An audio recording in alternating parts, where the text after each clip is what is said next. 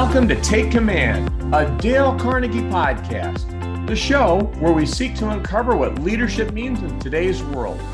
I'm Joe Hart, CEO of Dale Carnegie, and we will be talking to diverse leaders with stories to tell across various industries to help unlock your potential for success. We will be sharing real-life insights into leadership, which in turn can help spark the next level of your growth as a leader. Today's guest is one of the original sharks on the hit TV show Shark Tank. He is the creator of the infomercial, a pioneer of the As Seen on TV brand, and a co-founding board member of the Entrepreneurs Organization. He has launched more than 500 products, generating over $5 billion in global sales. And today, he is going to share with us his wisdom about entrepreneurship, marketing, leadership, and success. We are excited to welcome Kevin Harrington. Kevin, thank you for being with me today and welcome to the Dale Carnegie podcast. Joe, thank you. Great to be here. And I'm excited to share some stories with our listeners today. Well, I know they're going to love to hear from you. You are truly an entrepreneur's entrepreneur. You've started dozens of companies, launched hundreds of brands, billions of dollars in sales. I know that you've started 20 businesses that have turned into $100 million of sales. I think anyone would be just delighted to have a single company that does a fraction of that. So we're looking forward to learning about you, Kevin. Talk a little bit about where you started. How did you get involved in entrepreneurial things? Wow, great question. So I grew up in Cincinnati, Ohio, one of 6 kids. I was the 4th of 6, which there's significance to that because my father, he actually came back from the war, a war hero, flew 150 plus missions in World War II. And he was allowed to come back a lot sooner, but he stayed for his loyalty, his camaraderie, and his patriotism, and got shot down twice. But, he came back. He was a bartender. And then one day he's like, no, I want to own my own bar. I want to be an entrepreneur. So he opened up his own places, Harrington's Irish Pub and some other places. I started when I was 11 years old working in my dad's bars. He would teach me though. And it wasn't just me showing up and, go fill the walk-in box full of beer. It was, let me walk you through how this works. And he's like showing me there's people in this business you can't trust, right? Like the beer delivery guy was stealing kegs of beer and the chef was taking the garbage out with steaks and lobsters, hidden inside. And so we would count the money at the end of the day, which, it was a long process, a lot of hours. But I finally said, Dad, I needed to make some money. So he said, you got to start your own business. He was paying me $1 an hour. Of course, this was back in the 60s and the 70s. So I'm dating myself a little bit here. But once I started my own business, believe it or not, it was something very simple. I was just sealing driveways in Cincinnati because if you had an asphalt driveway, if you had a crack and water got in there, it would freeze and triple the size of the crack. So I'm 15 years old. I'm knocking on doors, explaining you need to get this sealed, protected. And all of a sudden I was doing 10, 12, 15 jobs a week at 15 years old. Actually bought a truck, but couldn't drive it. But you can own a truck at 15. You just can't drive it. Had to find somebody that could drive the truck. So anyway. How does a 15-year-old sell people on doing their driveways? You're 15 years old. How did you do that? Great question, because when I first went out, I knocked on 20 doors and every single one of them said no. And some said it no forcefully, stop interrupting my dinner, this and that. So I figured it out. I said, wait a minute, they don't know who I am. So then I would go down. I grabbed one person. I said, you know what? I need to get one driveway done in this neighborhood. I'm going to give you the best deal possible. Normally it's $100. The cost of material is $20. I'm going to do it for $20. If you let me put my name across the driveway and I want you to take before and after pictures. And so they said, absolutely. When can you do it? Did it. Driveway. Now I knock on the door and I'd say, see that one over there? I just finished that. What do you think? Oh my God, that looks amazing. The same 20 people that said no, literally got 17 of those people once we got a driveway in the neighborhood. So that became my new way of setting up distribution. Go into the neighborhood, give one away, put the signs up, use the before and afters, and the rest is history. I had that business for 4 years. until I started my freshman year of college. My dad said, Kevin, you're the fourth child. The bar business has been tough. There's no money for your college education. Good luck. You got to pay for it. School, tuition, room, board, apartment, car, insurance, health insurance, life, car insurance, you name it. So how does an 18-year-old do that? I have two kids that I had to put through college, and one of them was $50,000 plus a year. And so, make a long story short, I started another business when I was heating and air conditioning, because this was now full-time, year-round heating and air, because driveway sealing was just a small part of what I was doing. But make a long story short, I got every new homeowner transaction from the courthouse, called them and said, we're going to clean your furnace for free as a welcome gift for purchasing your house, as well as a safety check on that furnace. We were getting into 20 houses a week, and then picking up, oh, I need a new furnace. I need air conditioning. I need an air cleaner. I need a humidifier. Can you do this? All of a sudden, we did from $0 to $1 million back in the 70s, which would be the equivalent today of 3 to 5 million at starting a business from scratch. Pretty unbelievable. I mean, you're in college and you're doing this. And just to go back for a second, you're 15 years old, you're 18 years old. Even when you were doing the sealing of the driveways, you had all these no's. Many people would have been like, oh, I can't do it. I mean, so where did you find the courage or the confidence or the persistence? And what advice would you have for people who may lack that naturally? So this is important, because when I was 15 years old, I started reading books.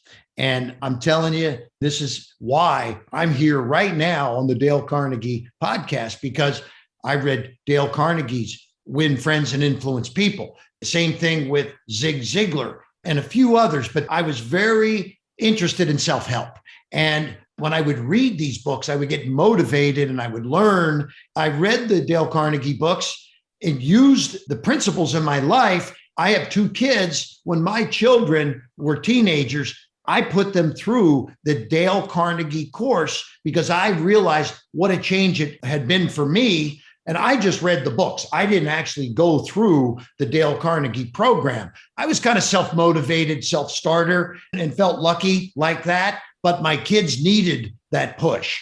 My youngest boy, Nicholas, who went through the program, I call it a magical transformation. He was shy and afraid, and he came out of there like ready to say hello to everybody when he met them, so it was transformative. So I started reading books on closing techniques. Zig was good with the secrets of closing the sale, and there were some other folks around that time, but I really learned a lot in the early days. And my father was very instrumental in this, because my dad, he worked 6 days a week in his restaurants and bars, and he took Sunday off, because when I was growing up, the restaurant that he had at that point was closed on Sunday. But I'd sit there with him his day off, and he'd have a stack of newspapers, magazines, and trade journals next to his chair.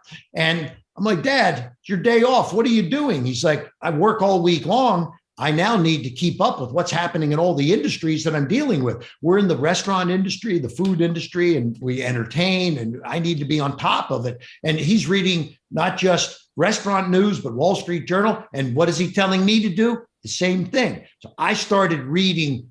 I mean, to this day, Joe, I get 5 newspapers still delivered to my house every single morning.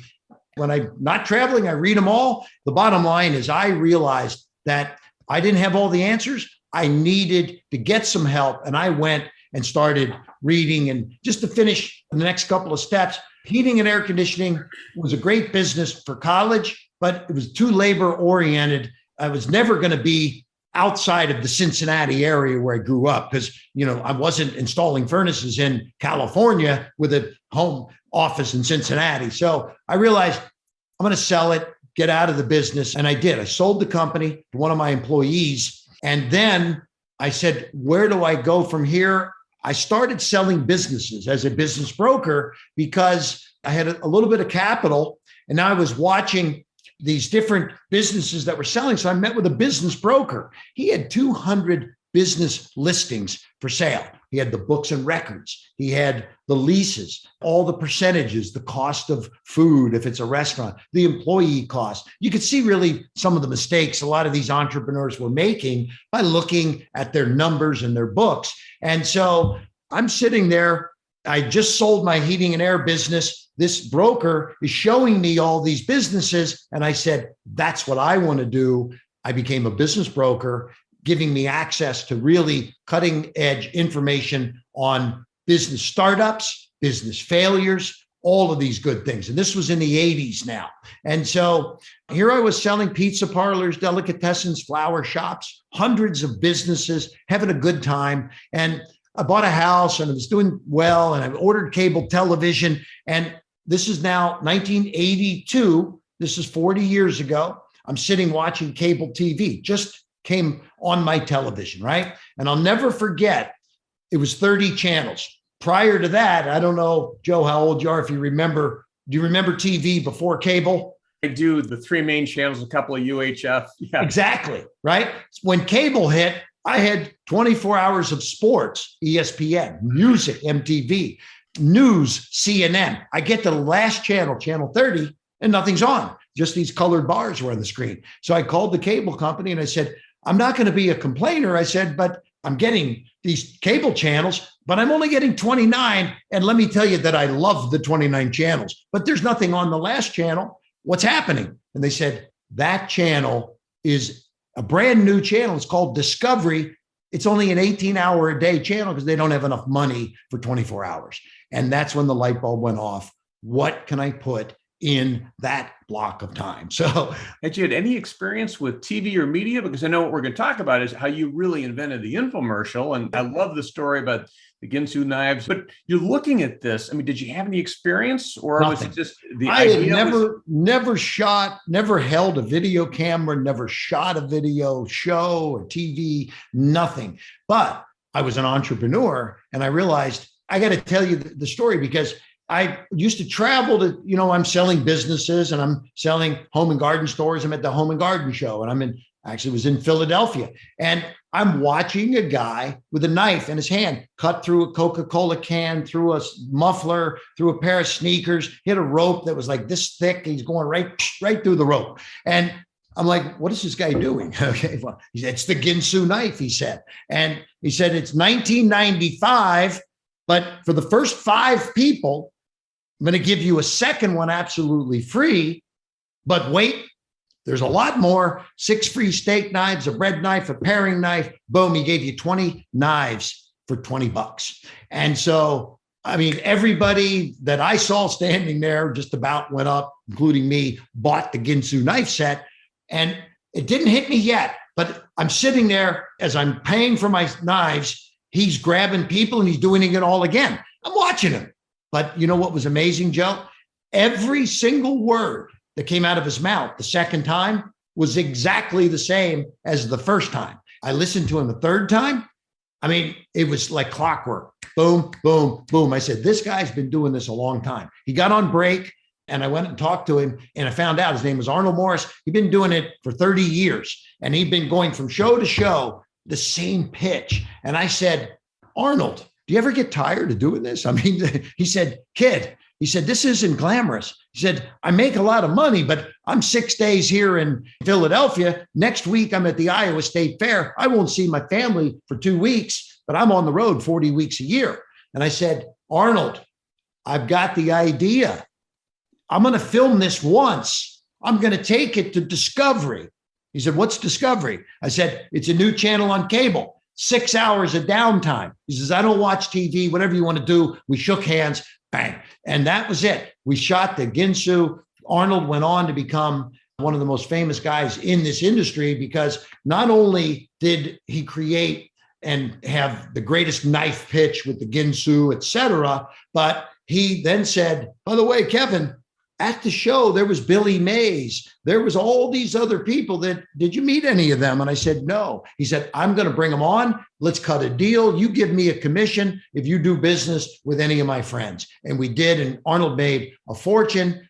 many, many more dollars on things. He just kept bringing me product after product.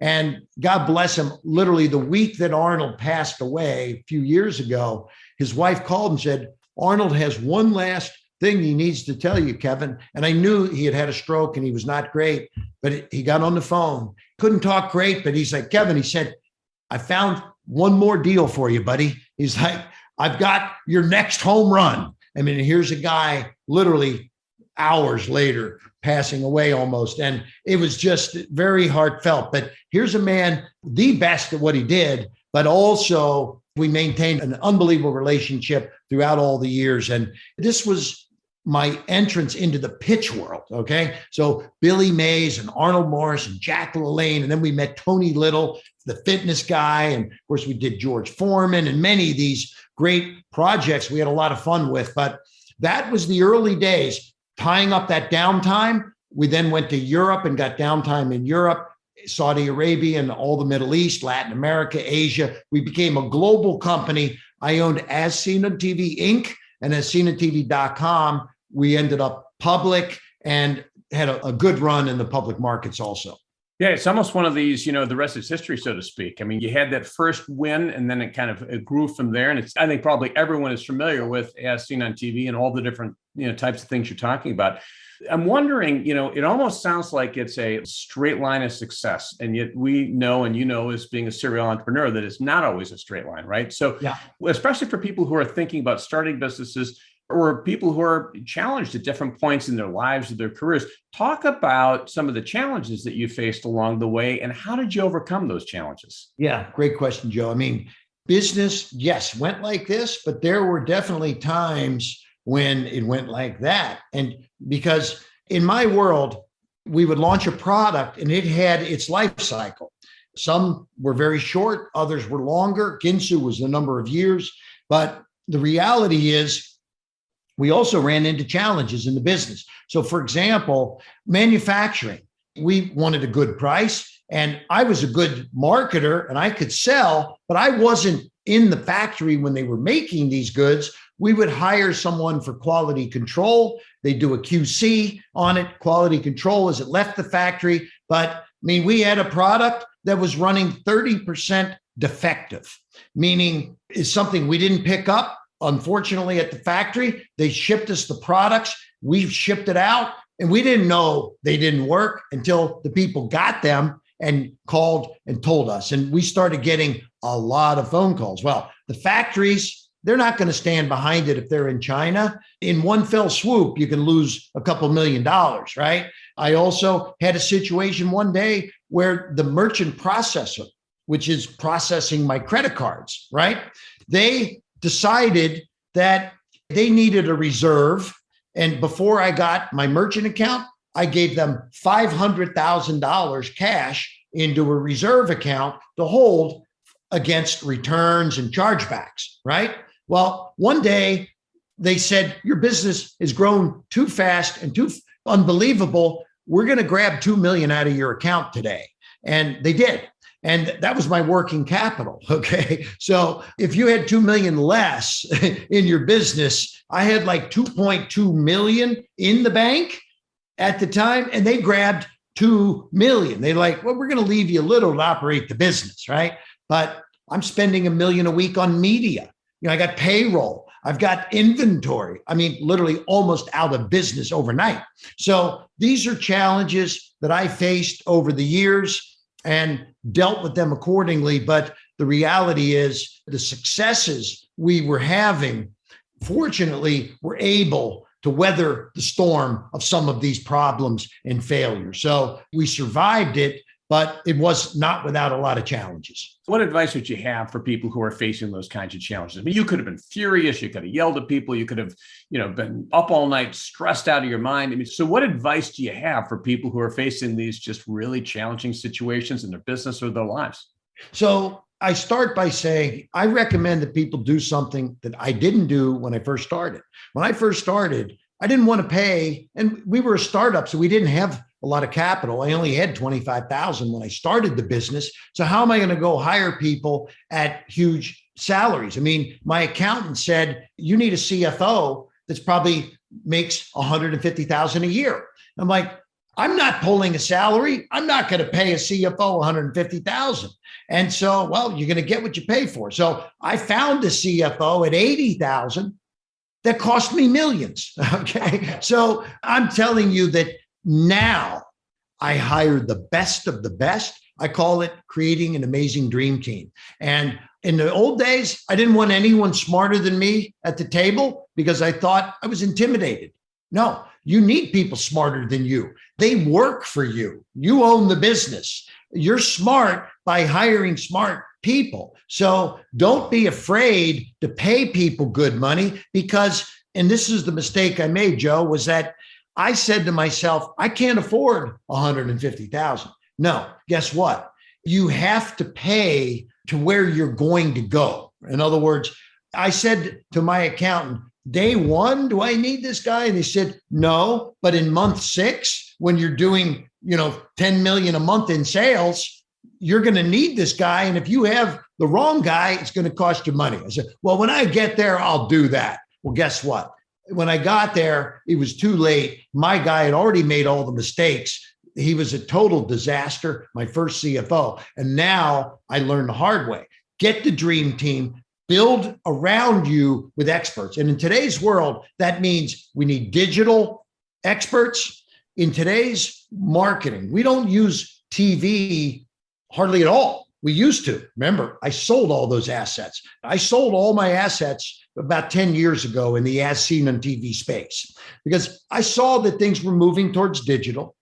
People were on Facebook and Instagram and TikTok and not coming home and turning their TV set on. So sold all those assets, made amazing return on my investment on it. And now for the last 10 years have been focused on digital launches with products, as well as consulting and advising companies, becoming like a board member, an advisory board member. I don't want to be an employee.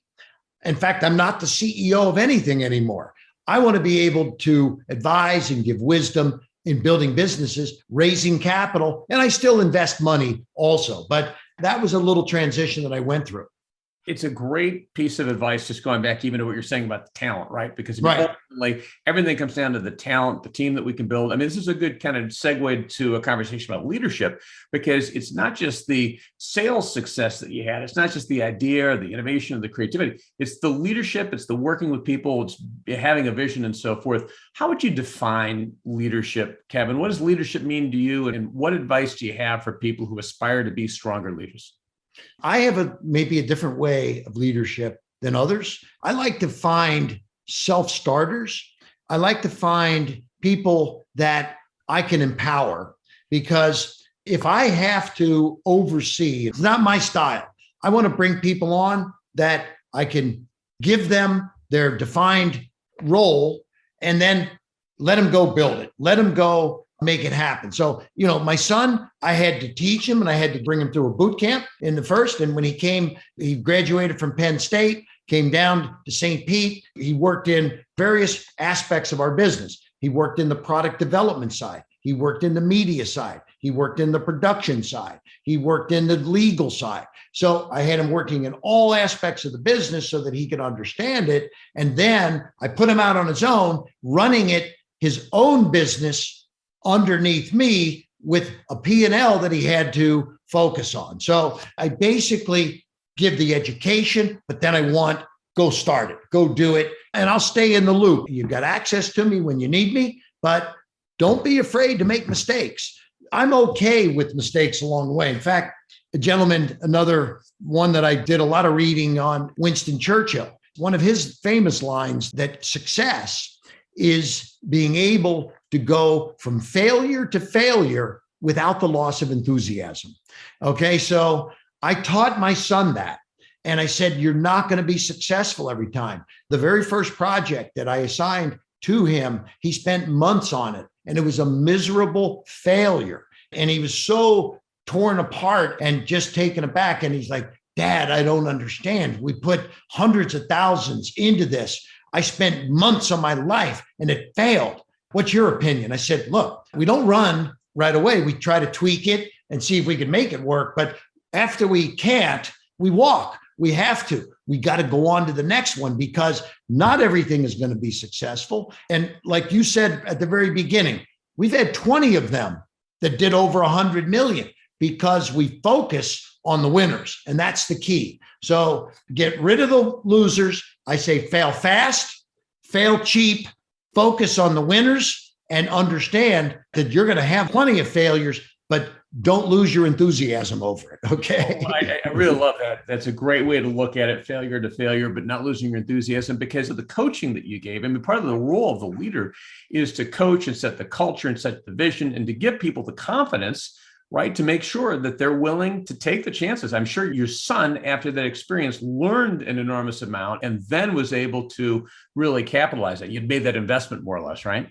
He understood that after you see a hardcore failure like that you never expected it was going to happen, reality sets in. I told my son, I said, don't expect this to work. We succeed 1 out of 4 times, which means we fail 3 out of 4 times, and that's acceptable. So at the end of the day, it was important for me as a leader to allow my son to have enough wiggle room to make the mistakes, learn himself, and now come back, tweak these things and go back and test them still. But at the end of the day, if it's a failure and we got to run, we're a venture marketing firm. So we don't just have one business. So we have a great opportunity because we can invest in businesses until we get those that work. And then we can run the ones that are working and cash flow those, et cetera, et cetera. But we have dozens of different investments that we're involved with at any one given time. Speaking of investments, you were one of the original sharks on Shark Tank. Certainly, you're very well known for having been on Shark Tank. Talk a little bit just about that experience. And I'm curious, I have to ask you if you have a favorite investment that you had on that show.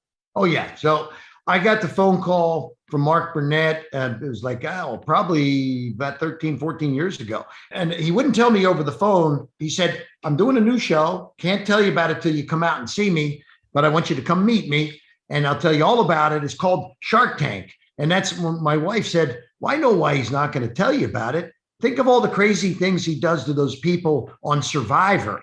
What's he going to do to you on Shark Tank? Okay. I'm like, is he trying to get over on me here? But when you think about it, Joe, Shark Tank doesn't sound like a business TV show. It sounds like a fishing show or something, right? So Mark and we hooked up. Kevin, he said, imagine you're sitting at the front of the room. And people are going to come out and they're going to pitch you their idea or their product. They get 3 minutes to pitch. You get 3 minutes to make up your mind whether you're going to invest. And I said, what do you call that person? A shark? He said, yes, those are the sharks. And I said, Mark, if that's a shark, I've been a shark for 30 years. He said, what do you mean? I said, I go to the home show. I take pitches. I go to the beauty show. I take pitches for products. I go to the fishing show and take pitches on fishing lures and rods and the golf show. And, I go to 25 plus trade shows a year and I take pitches from entrepreneurs that want me to invest in their business. I said, this is exactly what I do. And so he said, great. I did a little film test. They picked me as the first one. I mean, it was like, hey, you're in and you're the first one we picked. And so I was like, hey, that's pretty cool. So I did 175 segments on Shark Tank. They just keep rerunning them over and over. And I love it because each one of the segments that I did has run more than 50 times around the world. I had a crazy one. Actually, I just happen to have it sitting here. I'm going to grab it. This product was very crazy. It's called City Kitty. And it's a cat toilet training product. And as I can see you smiling there. It was one of my all-time favorite things on Shark Tank was that particular one. But we didn't have a cat, but I thought if we had a cat, why wouldn't you want that? You send them a litter cover to go over the toilet. It's got a little bit of litter in it, right? And then each week a ring comes out until week 4, there's no ring and the cat still jumps on top of the toilet. So you're starting and training and no litter at the end. This product, I did it for a reason. So first of all, the woman comes out to pitch, Rebecca Riscotti, and she shows a video of a cat jumping on the toilet, going to the bathroom, jumping off. They use this in the movie Meet the Fockers. And so the whole place just broke out laughing, not just the sharks, the camera people. There's 100-some people in the studio. You could hear people belly laughing. So number one, I knew there's some excitement on this product, okay? Secondly, she had sales. She'd been doing hundreds of thousands of dollars, and I saw it as a viral opportunity. But secondly, and thirdly, maybe I saw it as a chance to get on Good Morning America, The Today Show, The View, which I got on all of the. I went on The View. I went on Wendy Williams. I went on Good Morning America. I went on The Today Show with City Kitty. And it was because it was such a crazy product. So I knew what I was looking for. And this product ended up doing millions. I mean, and I'm talking more than $10 million in sales. And when you think about it, that's pretty amazing for what some people thought, oh, is that a gag gift or is it a real product, right? But I got it into Walgreens, on end caps, et cetera, et cetera. So City Kitty was a good one, loved it. But I did quite a few and had a lot of fun with many others too. As I recall, I think you got a quarter of that company for $100,000. So I'm sure that was a great investment, something like that. You got a really good deal. And you created a lot of value through what you brought to the table. What are some of the defining qualities you find in the best entrepreneurs, the most successful entrepreneurs? What does it take really to become a successful entrepreneur? Good question. I'll say that one of my successful launches was the Entrepreneurs Organization. I'm one of the co-founding partners and board members of EO.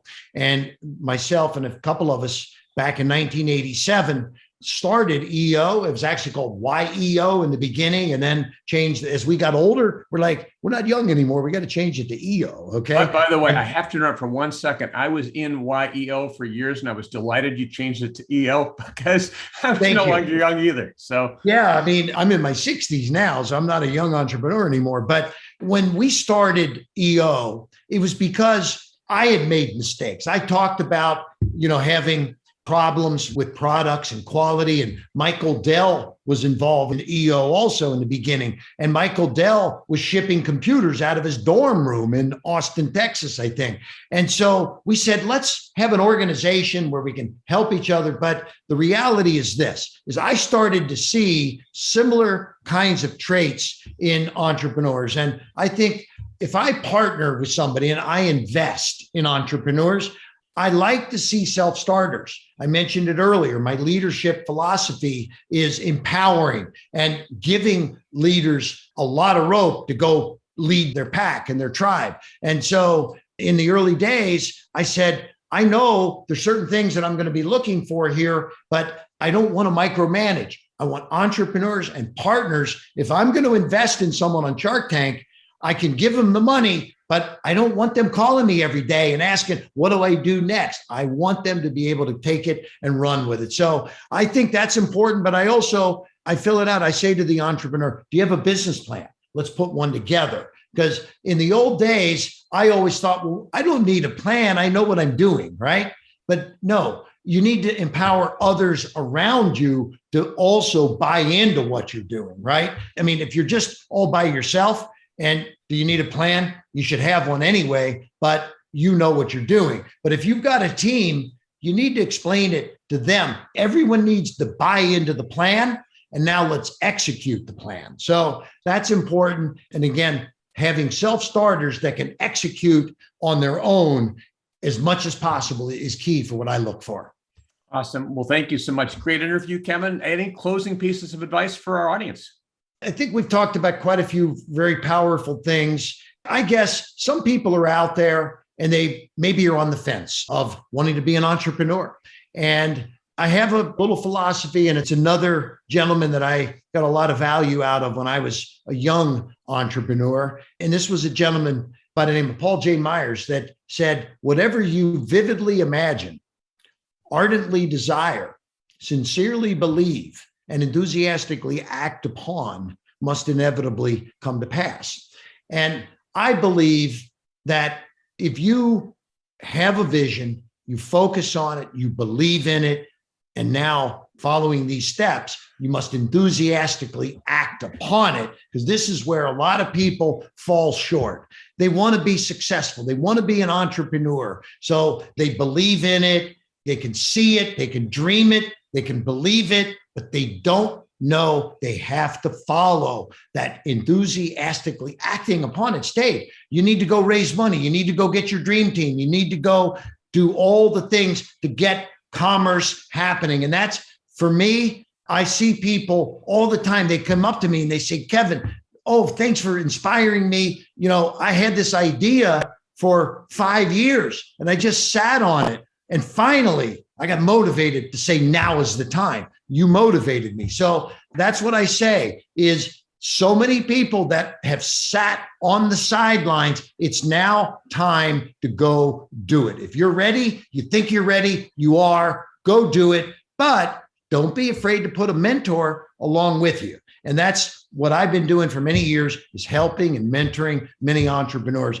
Get the best mentor that you can and read a lot of great materials. And this gets back to the beginning of our whole conversation here, Joe, was, Dale Carnegie provided me a lot of great reading opportunities when I was younger. And I learned a lot, so much so that I put my kids through the program and believed in his messaging. And so I believe entrepreneurs need to be well-read and get the best of the best. And certainly Dale was one of the ones that inspired me from the beginning when I was a teenager. And just want to thank you for having me. And I hope that there's a lot of folks that have gotten a little bit of knowledge here today from some of the things we talked about. Awesome, Kevin. Thank you so much for being here. I mean, what I hear you saying too is you're talking about taking command. That's what this podcast is all about. Take command, believe in yourself, be persistent, find a mentor others. Fabulous advice. So grateful to have you here. I look forward to talking to you again soon. Thanks, Joe.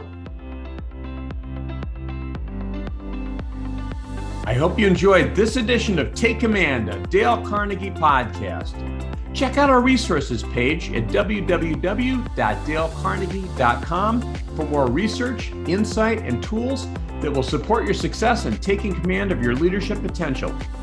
If you enjoyed this episode, please consider rating it and subscribing to us on iTunes, Spotify, Stitcher, or wherever you get your podcasts. As always, thank you for listening, and we look forward to you joining us for the next episode of Take Command, a Dale Carnegie podcast.